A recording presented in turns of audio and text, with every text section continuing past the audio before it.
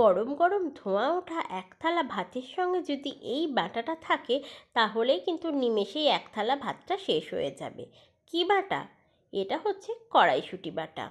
কড়াইশুঁটি পরিমাণ মতো নিয়ে তার মধ্যে পরিমাণ মতো রসুন, তার সঙ্গে কাঁচা লঙ্কা আর টমেটো দিয়ে খুব ভালোভাবে একটা পেস্ট বানিয়ে নিতে হবে।